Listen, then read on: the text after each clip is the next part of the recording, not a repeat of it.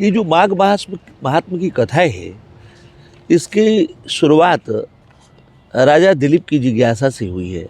राजा दिलीप मृगया के लिए गए थे और मृगया करके वो लौट रहे थे। तो एक वानप्रस्थी ब्राह्मण से उनकी मुलाकात होती है और वानप्रस्थी ब्राह्मण को जो वो प्रणाम करते हैं, नाश्ता देते हैं, तो उनसे वो कहते हैं, जो वानप्रस्थी ब्राह्मण होते हैं, कि आप स्नान क्यों नहीं कर रहे हैं? स्नान का समय बीतता जा रहा है, माघ स्नान का समय है। तो राजा दिलीप कहते हैं कि हम तो इस स्नान का महात्म्य जानते ही नहीं है। कहा कोई बात नहीं जानते हैं तो आप पहले स्नान कर लें, फिर महात्मा अपने गुरुदेव से आप पूछ लीजिएगा, श्री वशिष्ठ जी से आप घर जाकर पूछ लीजिएगा, स्नान कर लें। उनकी वो बात मानते हैं।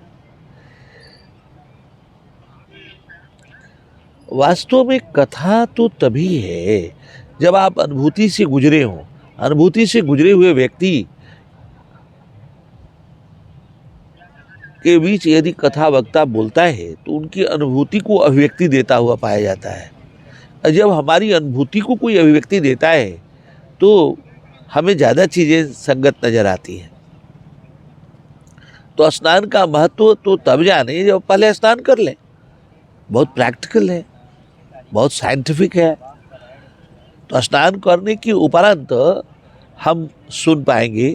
तो राजा दिलीप को उनने निर्देश किया और वो तुरंत ज्यों का त्यों मान लेते हैं।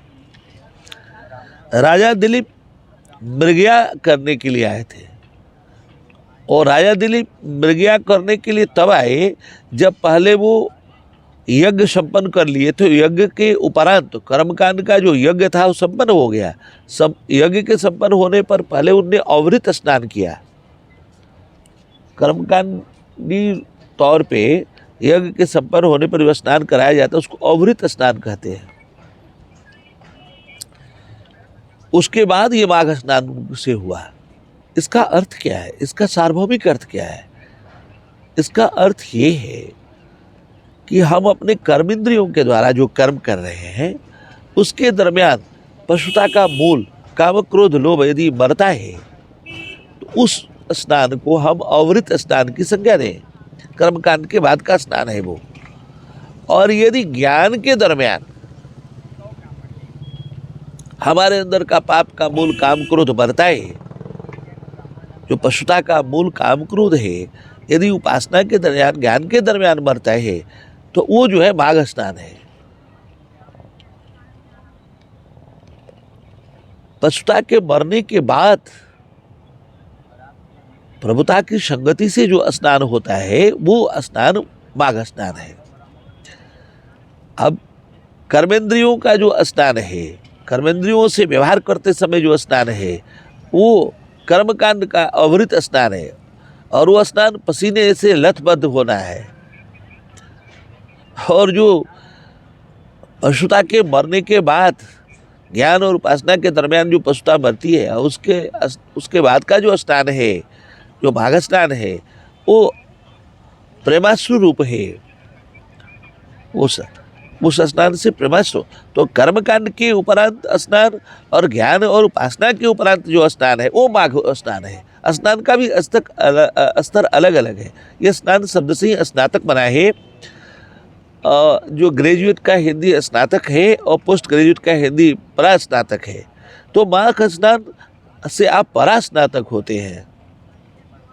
कर्मकांड के दरमियान जो स्नान होता है उससे आप ग्रेजुएट होते हैं, बीए होते हैं, बीटेक होते हैं। जो बैचलर ऑफ आर्ट है, bachelor of technology, bachelor of science है, आपको ग्रेजुएट की डिग्री प्राप्त होती है। तो स्नान का अर्थ है स्नातक होना। तो हम कर्मकांड के दरमियान यदि पशुता मरते हुए दिखती है और उसमें स्नान होता है प्रभुता को प्राप्त होकर, तो वो स्नान हमारा अवृत स्नान है, कर्मकांड परक स्नान है। और ज्ञान और उपासना के दरमियान जो स्नान होता है वो हमारा माघ स्नान है। जय श्री राम।